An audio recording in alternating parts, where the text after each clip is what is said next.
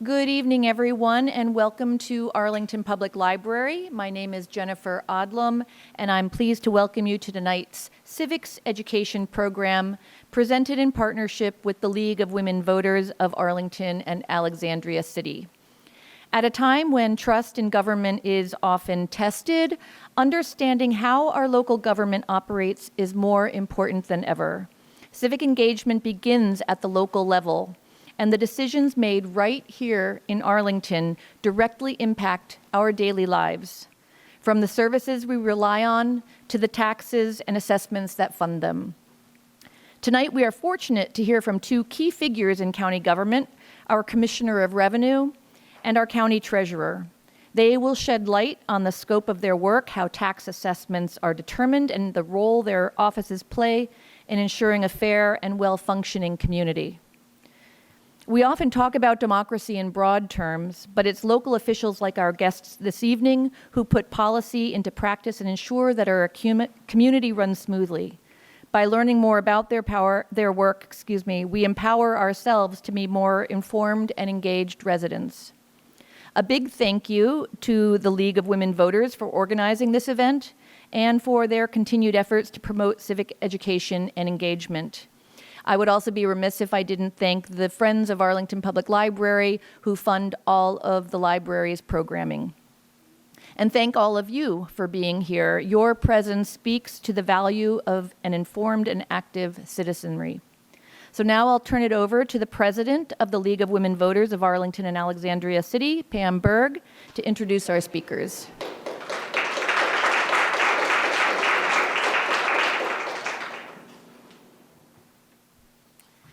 Well, good evening, everybody. Can you hear me okay? All right.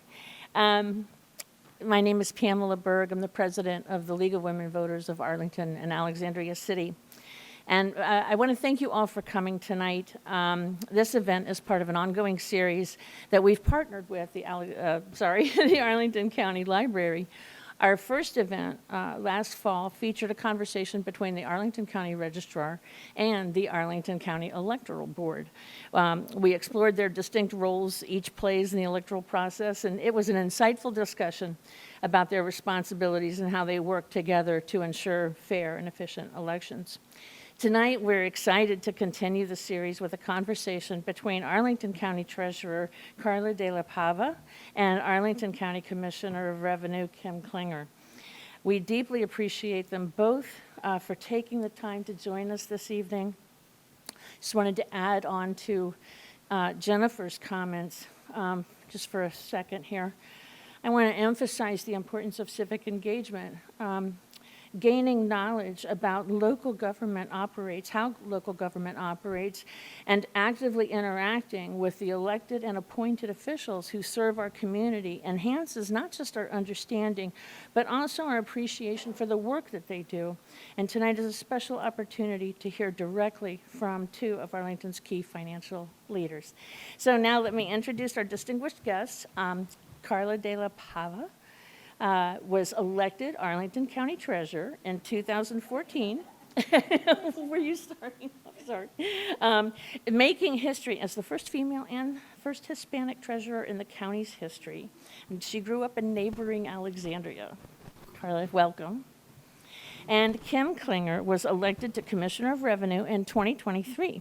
Coming from a military family, she proudly calls Arlington home for more than 20 years. Kim, welcome, and thank you.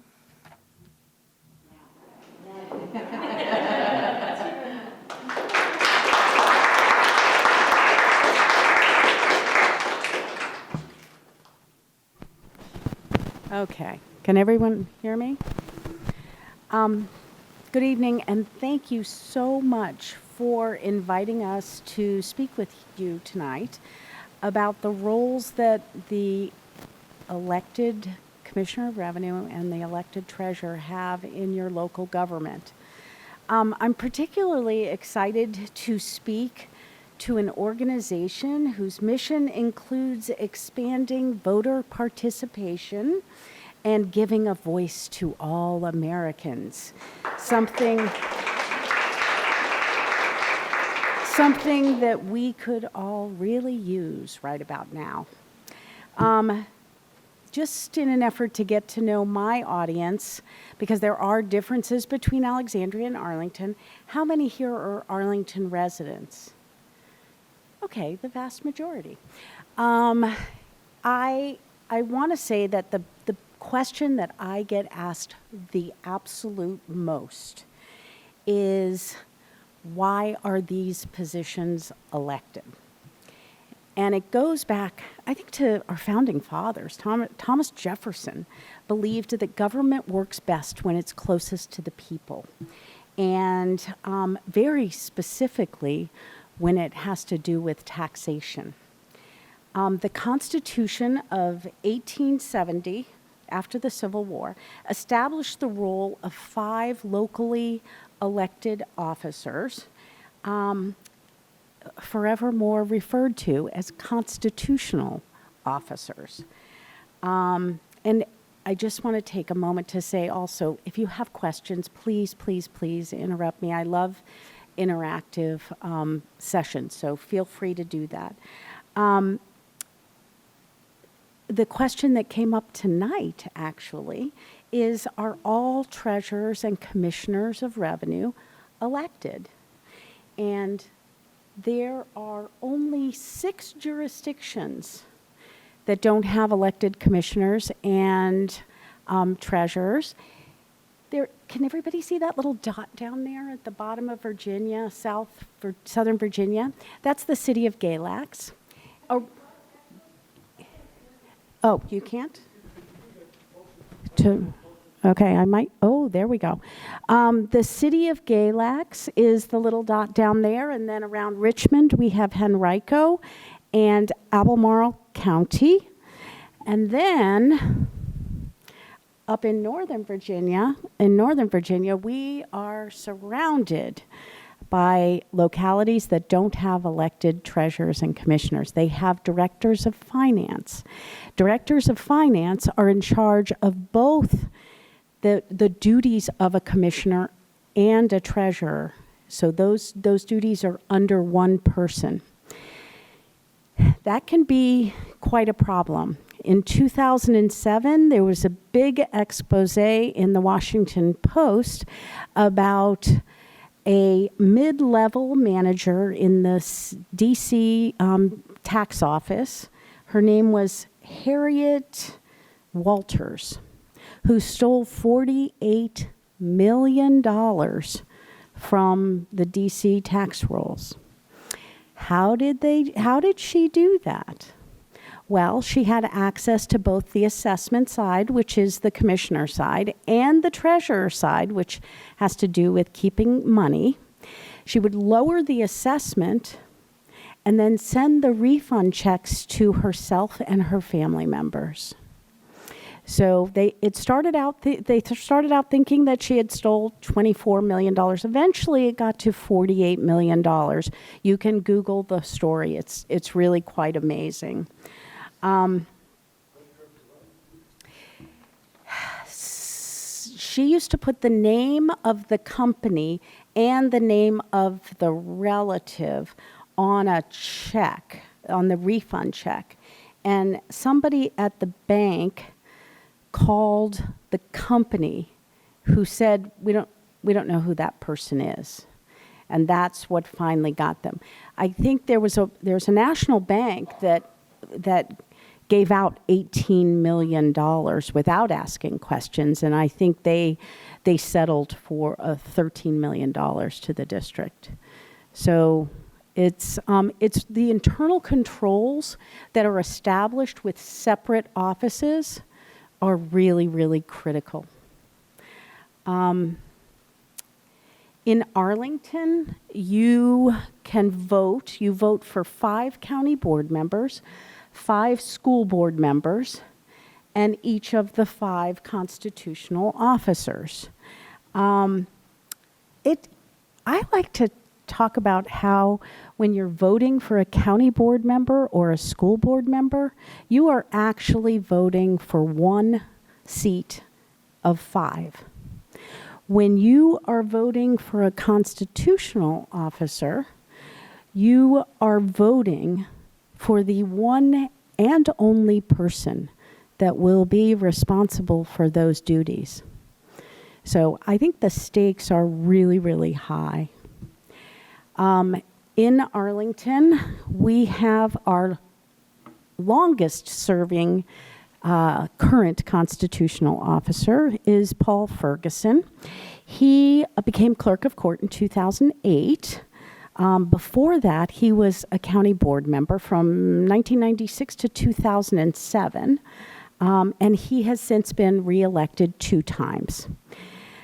I was shocked to figure out all of a sudden that I am the second longest serving constitutional officer in Arlington currently.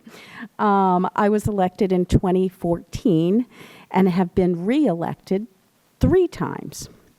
And I don't know if anybody's doing the math, but I've been reelected more than Paul Ferguson. How can that be?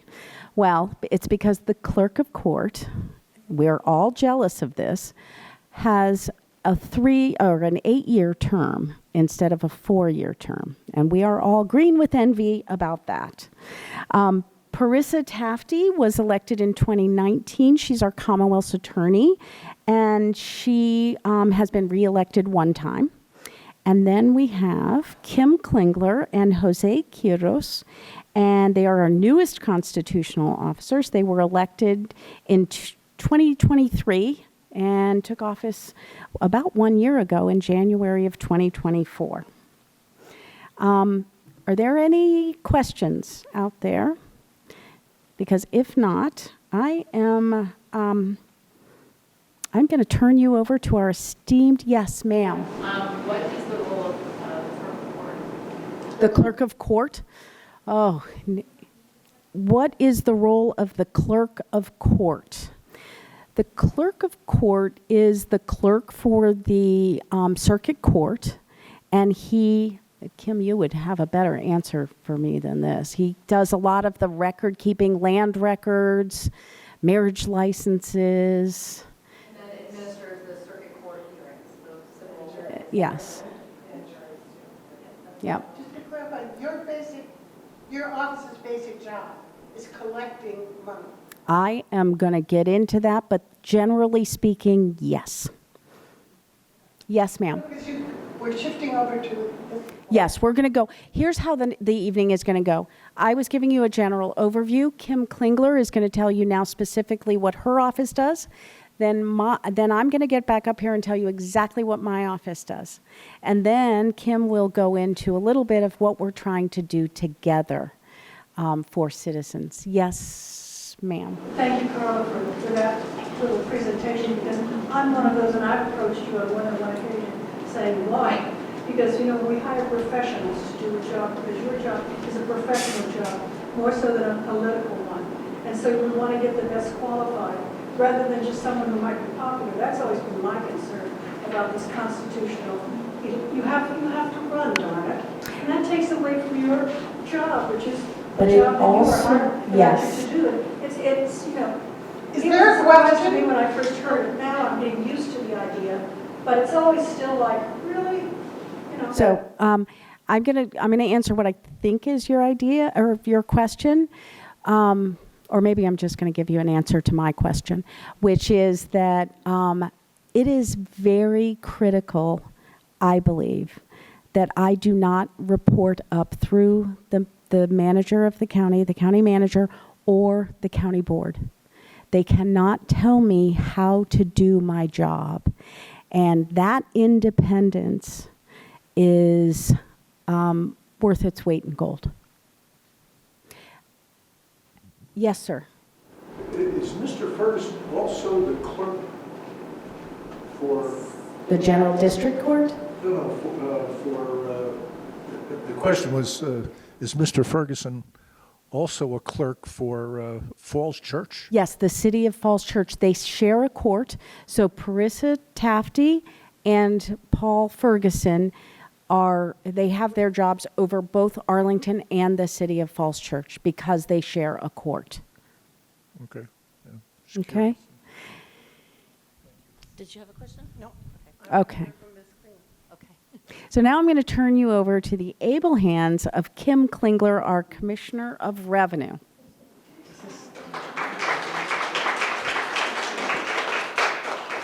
Thank you. Oh, goodness. Hold on. Gotta get it close. Can you hear me? Thank you, Carla. Thank you, everybody, for being here. Really appreciate it. Good evening. It is a beautiful day, is it not?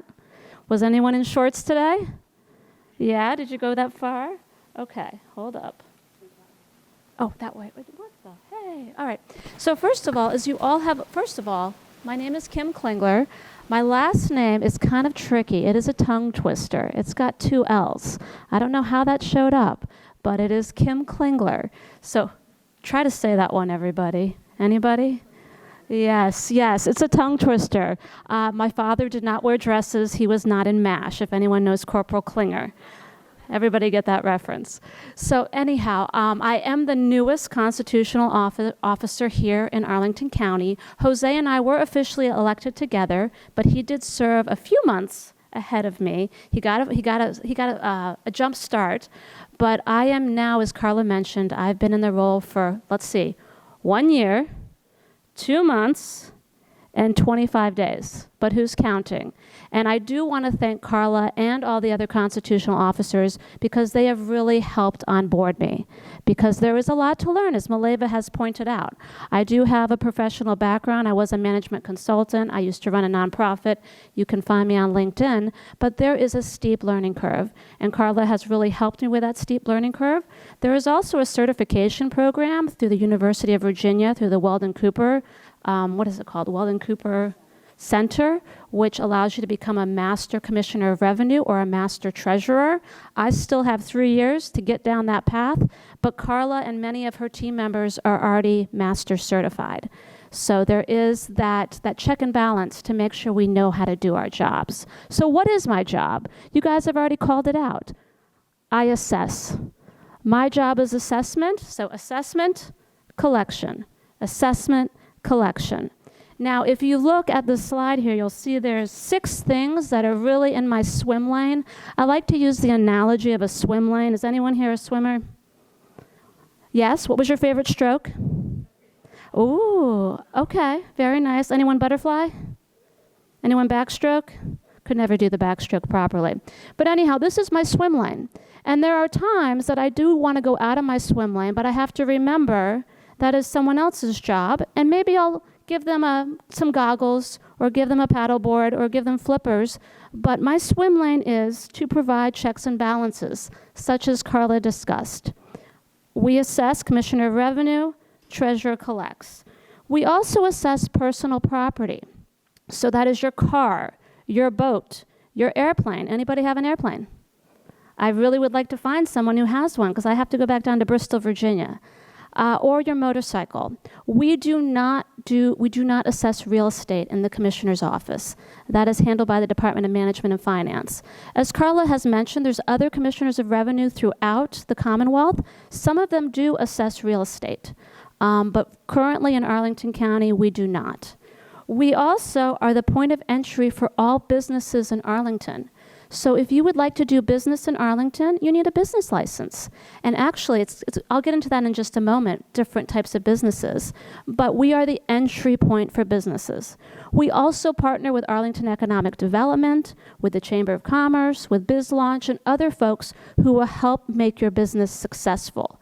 Because if your business is successful, we get more revenue. And when we get more revenue, we have what? More beautiful buildings, more roads, more programs, more initiatives for our community. And then we do you guys know that we operate a DMV Select? Anyone know that? So if you look on the back of your handouts on your chair, we have a survey, which I'll get into later. We want to know whether or not you would come to our DMV Select. We pretty much do everything but driver's licenses and ID cards. So save that, put a pin in that for later. We also provide taxpayer assistance with state income taxes. And you say, well, come on, Kim. There's, everything's online now. There's TurboTax. But we have a lot of folks in Arlington who do not necessarily own computers. And they come to us every single year. They come to our counters, they make appointments, and we help them with their state income tax. And finally, number 6 is we partner and we collaborate. So everything you see over here is everyone we partner with, because we can't do our job well unless we have partnerships. So I'll go into more of that later, but we're really blessed to have so many folks who are willing to work with us. Oh, hold on. Gotta make sure I do this right. Yes, okay. So this is really the divisions that we have.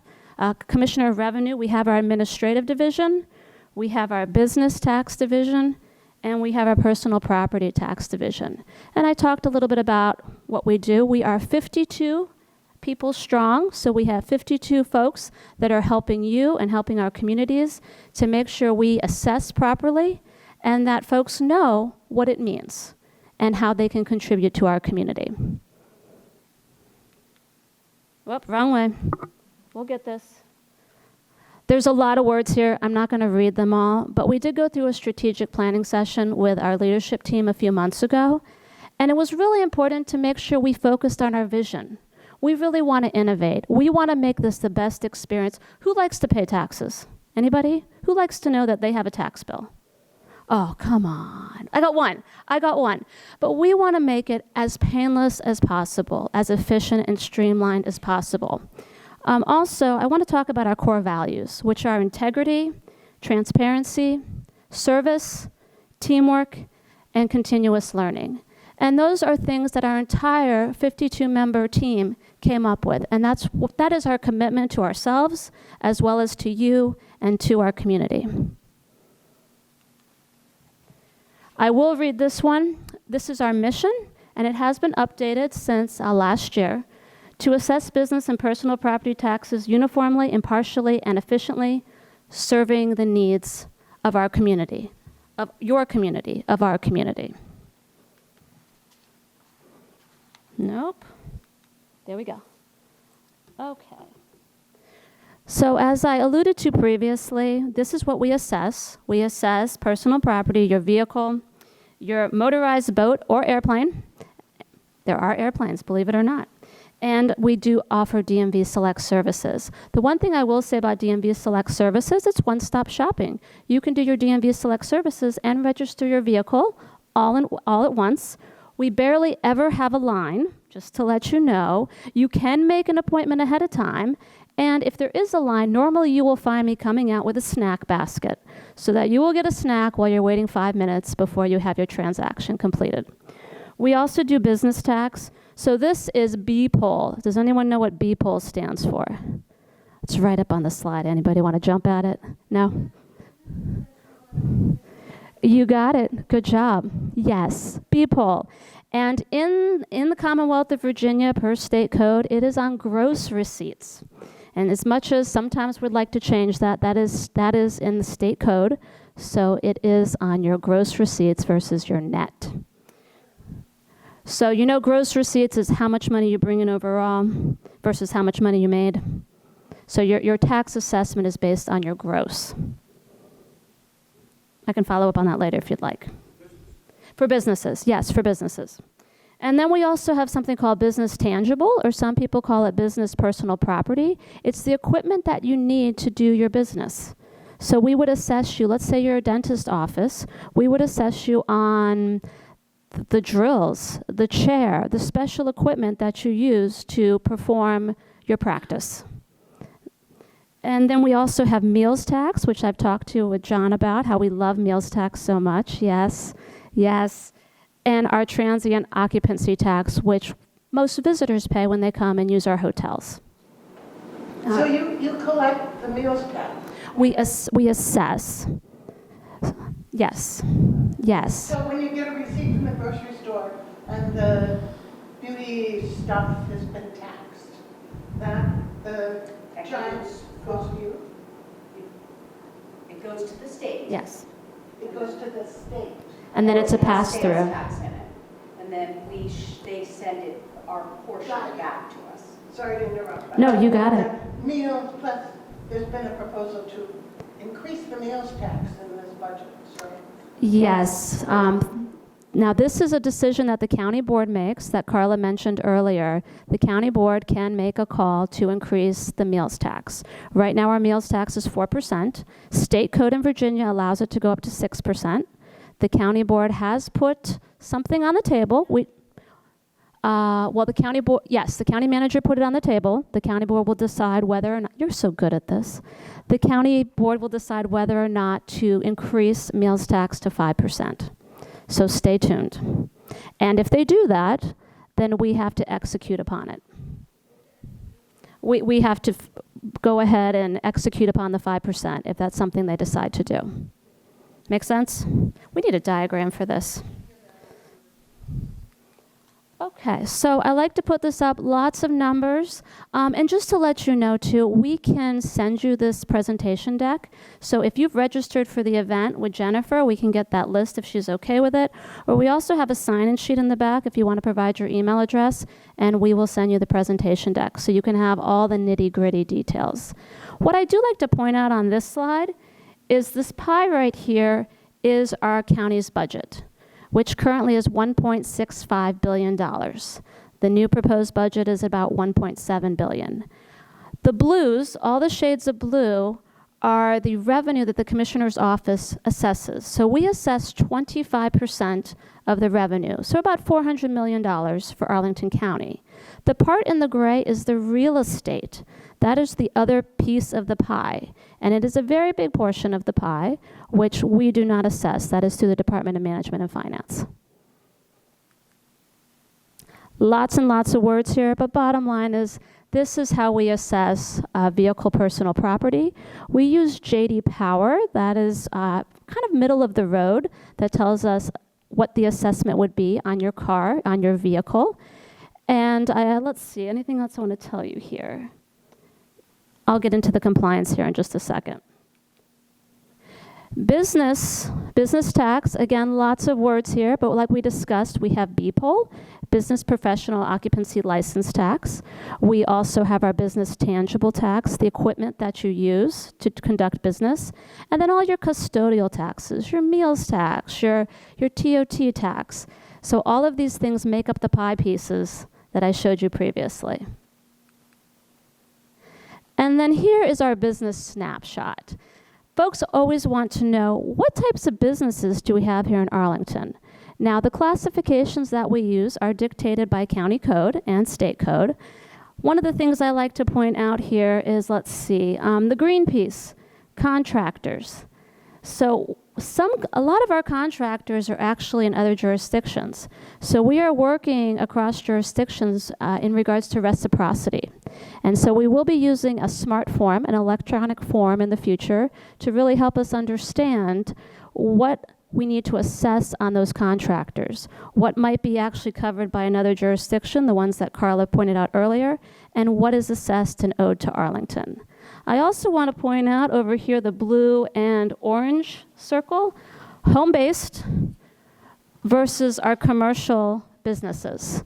So you'll notice the orange is our home-based. So currently, and this was as of about 2 weeks ago, and things might be subject to change, we have a significant portion of our businesses in Arlington that are home-based. So that means they might actually have less business tangible, but many of them are making significant money. And we figure out whether or not we get copies of Schedule Cs, so we can figure out if folks do have businesses in Arlington, and they may just not know that they need to register as a business in Arlington. So if you know any of those folks, let us know.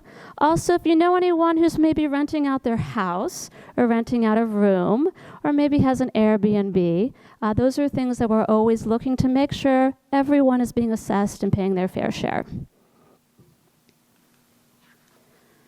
All right, so this is about compliance. On the business side, we do have our business inspectors, which they're professional, they are trained, they help folks set up their businesses and also abide by our rules. We also have an audit division that we are growing, and we are doing this in collaboration with the county manager. It's through a program called RECAP. I can't remember what the acronym stands for. Anybody? Revenue, compliance, and payment, maybe. I'll get back to you on that. But the gist is, a lot of this is honor code. When you fill out your gross receipts and when you fill out your business tangible. And, sometimes folks don't know what they're doing, but sometimes they absolutely know what they're doing. and we want to make sure through our audit team that they are being assessed fairly and appropriately. And most of our auditors bring in about 2.23%, 2 times more than their salaries. So there's a significant return on investment through our audit program. The other compliance piece we have is through our vehicle personal property. You can report a tax evader.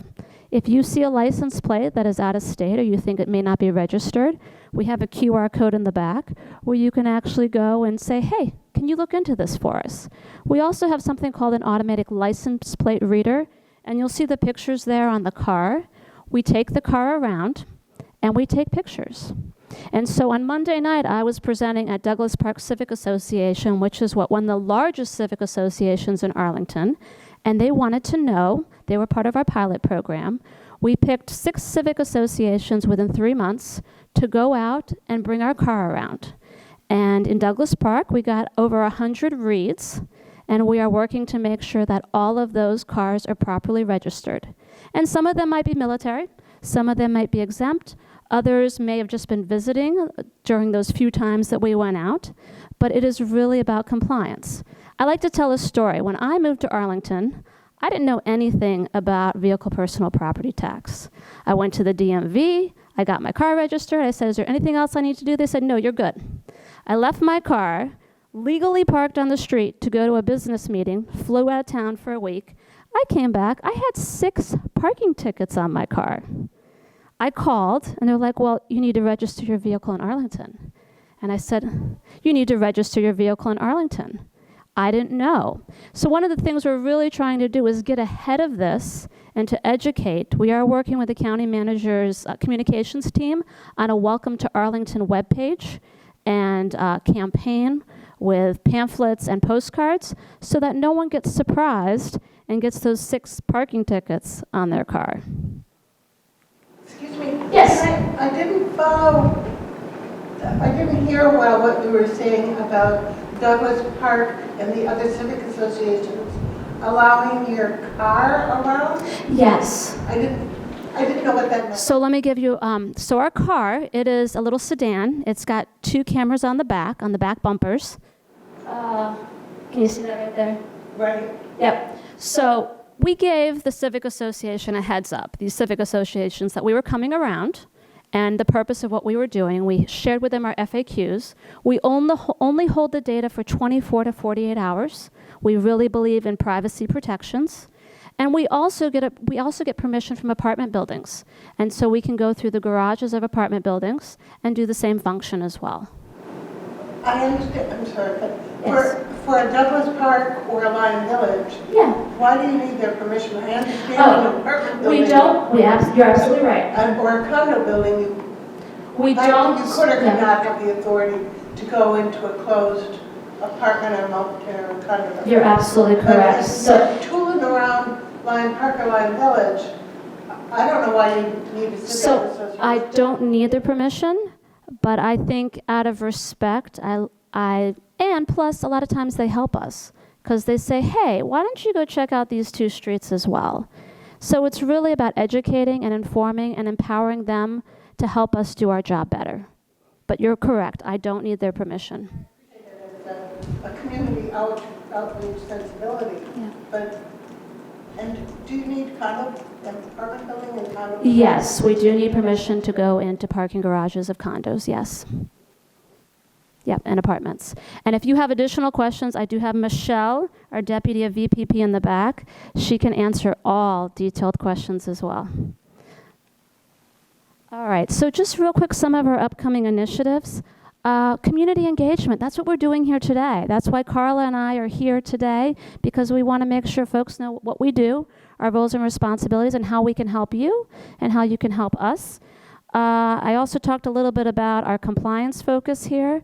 We are bringing on new technology to help automate many of our processes so that we can do things better, faster, quicker, stronger. Give me another adjective there, but I like those. And then through our innovation, these are some of our partners. We will be going live, and we'll talk more about this later, with a CAP upgrade on April 1. So I'll talk about that more in a second. So, show of hands. Who has a CAP account? Yeah, okay, all right. Now, not everyone does, and I respect that, but our goal is to get as many people as possible on CAP. That way you can get electronic notifications, and we can try to continue our paperless initiative and make sure you don't miss anything, because I got to tell you guys, my neighbor gets my mail all the time, and then I get it 2 months later. And then really about our community engagement here. So we are doing something called Dish with the Commish. We do it quarterly. We dish, so dish and talk, dish and eat. We have done our dishes with the Commish in Clarendon Alliance, Langston Boulevard Alliance, Columbia Pike Partnership. Let's see, we did our first one at one of the business improvement districts, National Landing, and our next one will be Roslyn in May. We invite you to come out. We also have a social media presence. Who here does social media? Oh, come on, yeah. Do you? No? No, okay. All right. And then we do a lot of partnered programs. So for instance, with our CAP upgrade, we are partnering with the Chamber of Commerce and with BizLaunch to make sure businesses know how to use the upgraded and the enhanced platform. And then content and education materials. People need to know. We need more FAQs. We need more how to do things. So on the back table, you'll actually find, how do I do this? How do I do that? And we would love for you to participate if possible. Real quick in your handout, I like to be very transparent. So on your chairs, we do have a handout. We're not going to do this next year. I know my team is very, very, very upset. But we did 365 accomplishments in 365 days. And there is a QR code there, so you can go scan it and go look at all the accomplishments. And we couldn't do them alone. They were with our partners, so we really, truly appreciate them helping us. And then also you'll see our top 10 there as well. We will do the top 10 every year. So hold us to it, make us accountable. And if you really want another 365 accomplishments in 365 days, come see me. And then also see my team members and see what they think about that too. And then finally, this is also on your handout. We want to make sure you're informed. Our Dish with Commish coming up. Then you also have the QR code to the DMV Select survey. We really want to make sure our DMV Select is known about and we are serving the public in the most efficient way. And then also how to find us. And we'll have that slide up at the end after Carla speaks as well. So thank you so much. Any questions before I turn you back over to Carla? We good so far? Thank you. Truly appreciate it.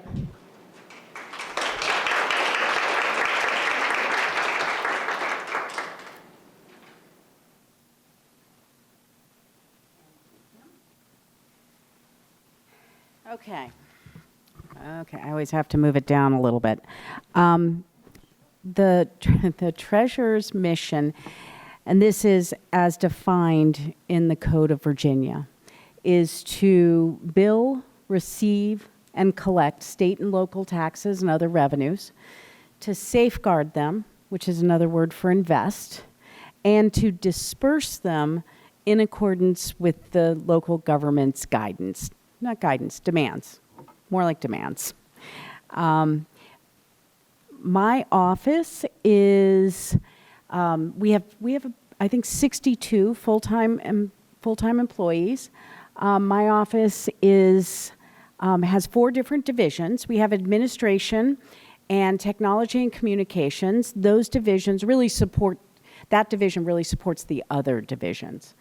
Operations is where we do billing and receiving. I make a distinction between receiving money and collecting money, and I think it's a big distinction. So when we send out our bill, a lot of people send us a little check back in the mail, and that's receiving it. But we have, within operations, we have 2 subdivisions.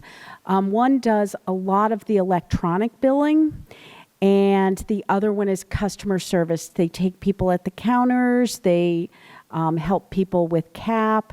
It's where a lot of our customer service is done. If we haven't received the money, then we go to the Compliance and Litigation Department. And that's where we make every effort to collect what is owed.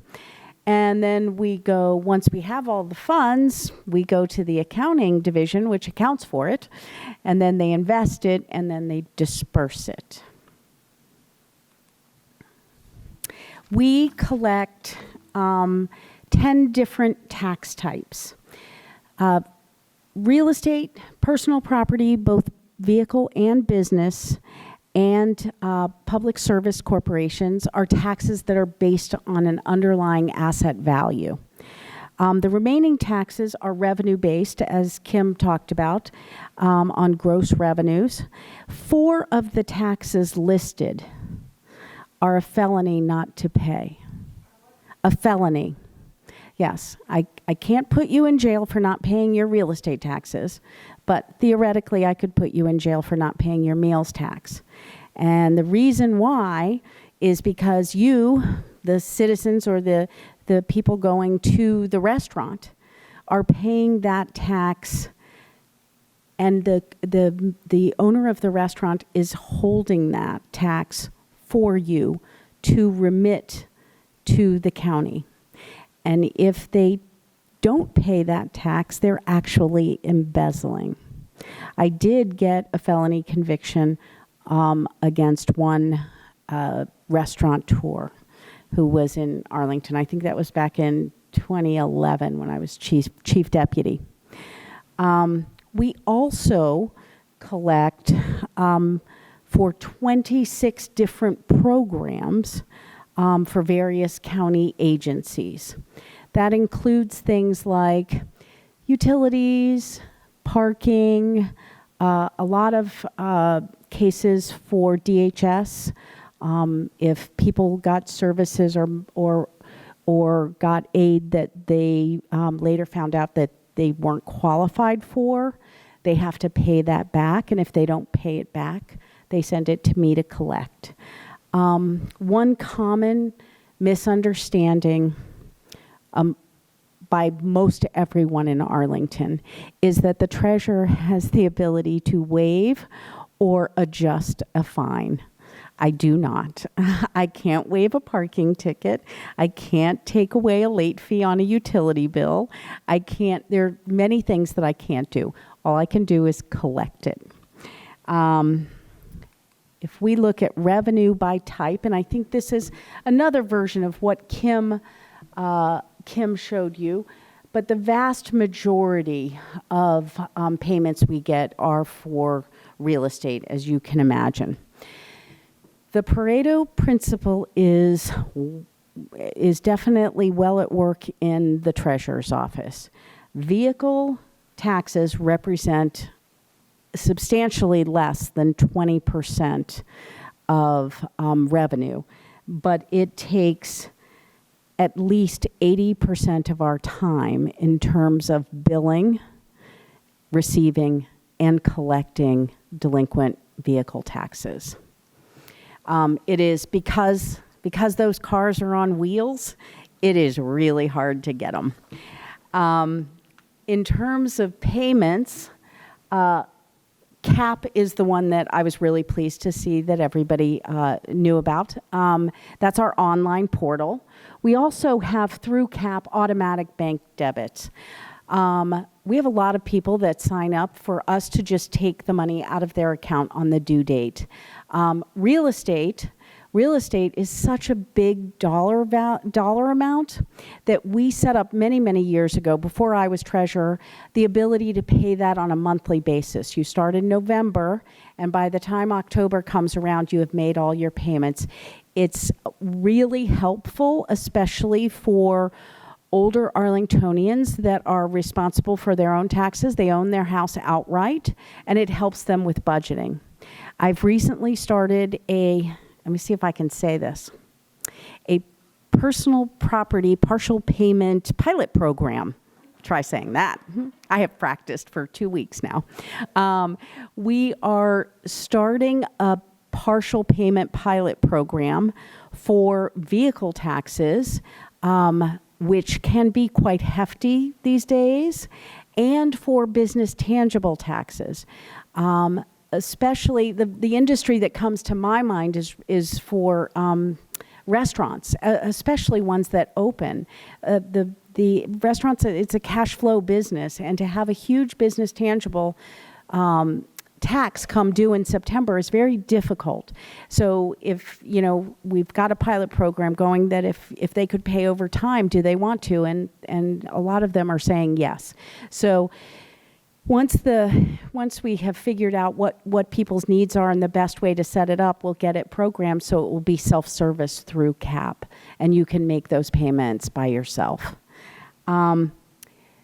We also have seasonal offices right around the October 5th due date.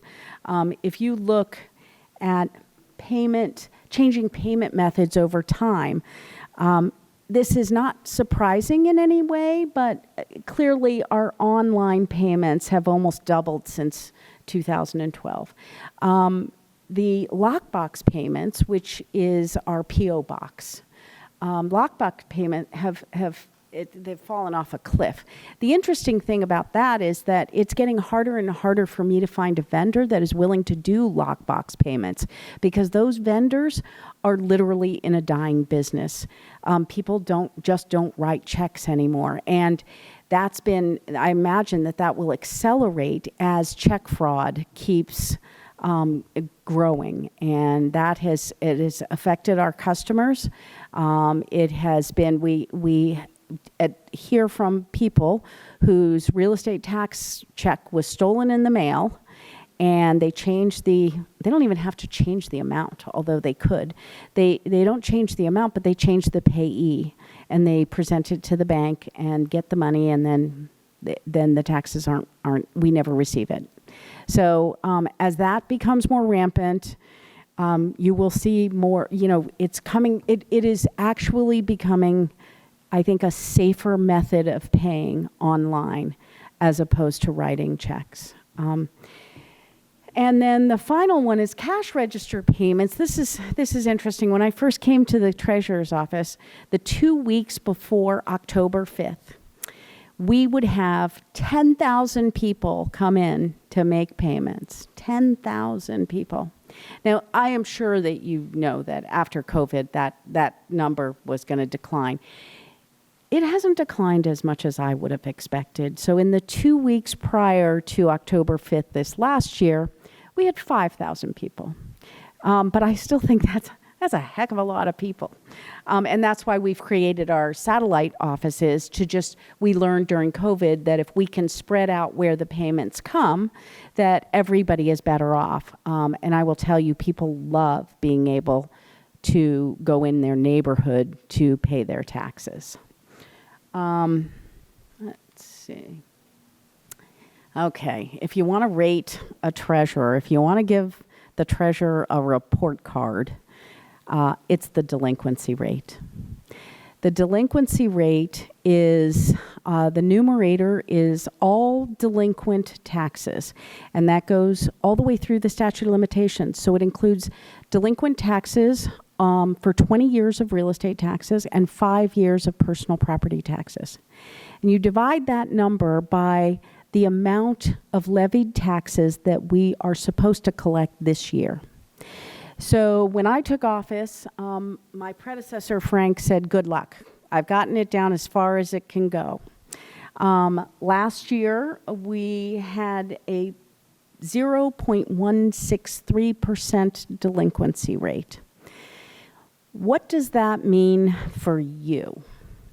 Well, I know when Frank O'Leary, my predecessor, took office in 1984, Arlington's tax delinquency rate was over 9%. If we, in today's budget, if we had a 9% delinquency rate, it would cause $100 million shortfall. $100 million. The entire police force budget is $89 million. So we could just axe the police force, I suppose, Don't tell anyone I said that. So you begin to see that when everyone pays less. And when I was door knocking in 2014, that was my message. If you vote for me, I don't get to decide what they're spending the money on, but I can make sure that it costs you the least amount it could cost. How can you, as the treasurer, cause the delinquency? Like, if I don't pay my, Oh, well, that goes into the delinquency. yes, it does. And she Other puzzles, than coming out and pulling my fingers or put bamboo shoots on her, how do you, what actions Well, can you take? If you can hold that question for just a couple minutes, I'll tell you exactly how. Because I have learned over my 15 or 16 years in the office that you can kind of lump delinquent taxpayers into 3 different categories. One is the unintentional. And for the unintentional, we do everything we can to remind people about their tax due dates. I don't want unintentional delinquency cluttering up my collections area at all. I want them, I'm here to collect taxes. I am not here to collect penalties. That's not what I want to do. So we have 132,000 active CAP members. We sent well over 500,000 reminder notices just last year of due dates. I talked about the automatic payment, the automatic debit. We had $57 million come in through that automated process. Robocalls. I love my robocalls. We did 9,000 robocalls to taxpayers right before the real estate due date. Real estate is it's a big amount. And so even a 5% penalty is a big number. So we call people and leave a message. I leave a message and say, basically, we haven't received your payment yet. That is the only robocall I have ever heard of where people call my office and thank me. I guess I had given a robocall to my retired dentist, and he came in with a little bag of dental goodies for me because he was so grateful that I made that call. He had been out of town and he had completely forgotten. So we do everything in our power to eliminate the unintentional delinquent. The next one is the unable, and we all know that bad things can happen unexpectedly to very good people with very good intention. That's why we partner with John Marshall Bank for a taxpayer assistance program. It is a program where it's a short-term loan that's paid directly to the treasurer, and it pays off your taxes, and you pay John Marshall back. I guarantee that loan, and because of that, there are no credit checks. The loan costs a 10% origination fee that goes to John Marshall Bank. But if they didn't do that, if they didn't have that program, the minute it went delinquent, they were going to have a 10% penalty anyway. Okay, but with the short-term loan, there's no additional interest. If you stay delinquent, there's not only a 10% penalty, but there's 10% interest. So it's half as expensive as going delinquent. And then, they have to, John Marshall Bank sends them reminder notices and does all that stuff for us. I'm trying actually to move our chronic TAP users through our partial payment program, pilot program. We're trying to move them into paying in advance so they wouldn't have to rely on that and not have to pay the 10% up front. And that is, as I said, a work in progress. Yes, ma'am. I am the guarantor. Yes, and why do I do that? Yeah, right? I think there are I'm one of the only treasurers in Virginia that does this. And the reason I do it is because we get the taxpayer to come in and tell me where they bank and where they work. And if they go delinquent, we immediately go collect it from them in a very aggressive manner. I just wondered, is the 10% applicable to all delinquencies, or does the interest rate vary by the kind of real estate taxes versus? Okay, so that's a very good question. When I came into office, all penalty was 10% across the board for all taxes. I went to the board in 2015 and I asked them to lower the real estate penalty for the first 30 days to 5%. And the reason is because penalties serve two purposes. One, it's to discourage late payments, right? And the other is to help us afford to go and do the collections. If you have just for ease of numbers, if you have a $10,000 real estate payment, that means that the penalty for being 1 day late is $1,000. I still think that 500 is enough of a deterrent. And for the 30 days, I'm not going to go out there and take collection action within the first 30 days anyway. And so really, why should they have to pay 10%? And so they agreed with me and they passed an ordinance that lowered real estate for the first 30 days to 5%. On day 30, it goes to 10%. Interest on all delinquent taxes is 10%. So that was really your question, but I wanted to, yeah. I think I'm in the wrong place. Okay. Oh, and here's the answer to your question, sir.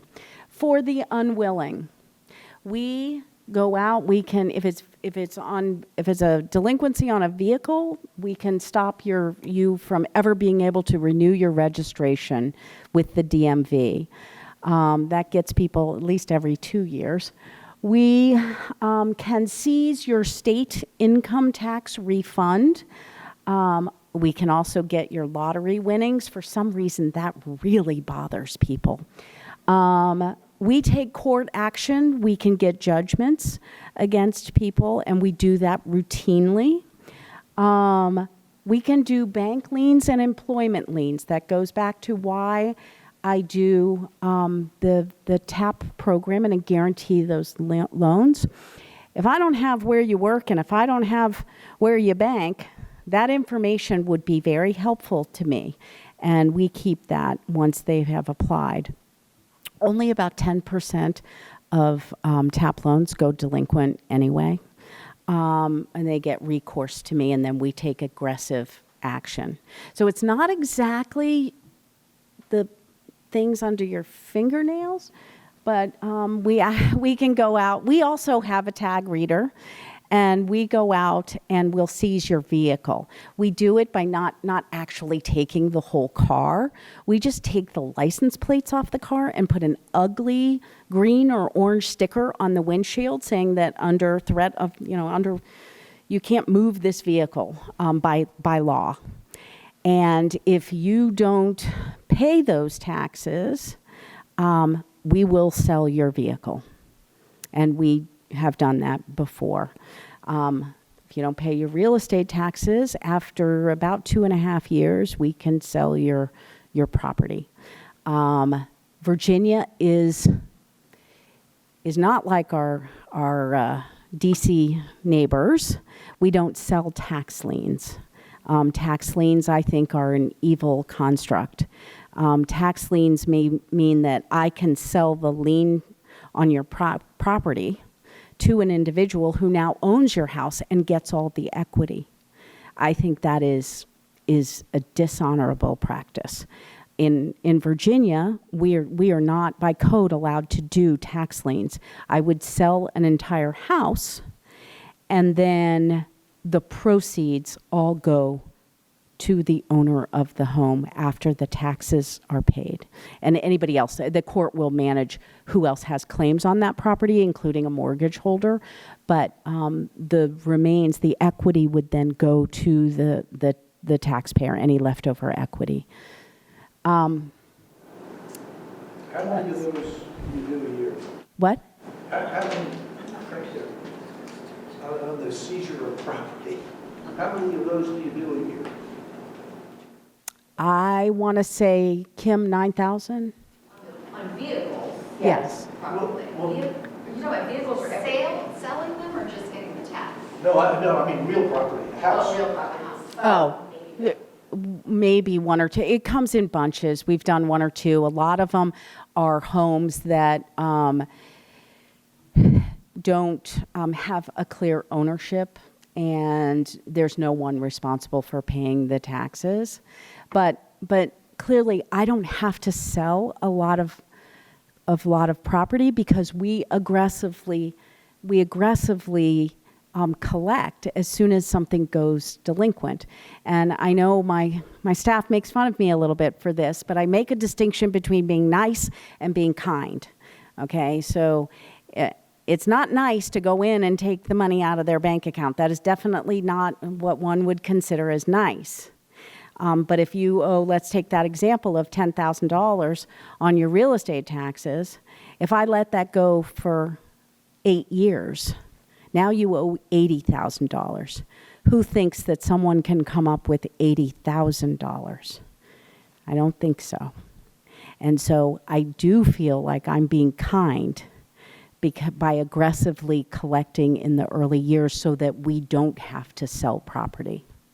That's not necessarily so in the surrounding jurisdictions. A friend of mine bought a house in Fairfax not long ago, and they, at the settlement table, they owed 8 years of taxes to Fairfax County, which in Arlington would be unheard of.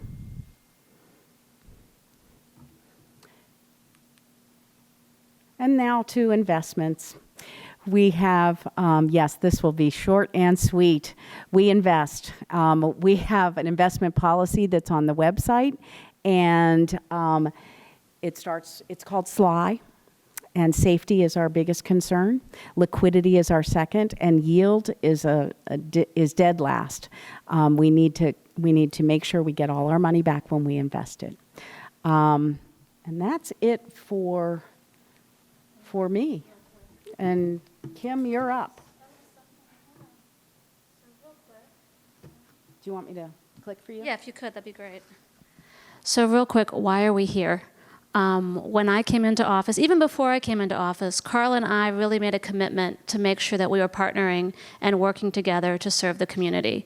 So these are all the wonderful things that we're doing, but I want to tell you about the picture. This is a picture of us with our delegate Patrick Hope down in Richmond, lobbying back in January, and we were advocating and lobbying and influencing to make sure that our community's needs are met and the needs of treasurers and commissioners of revenue are met. So we're very excited to do these things together. Next slide, please.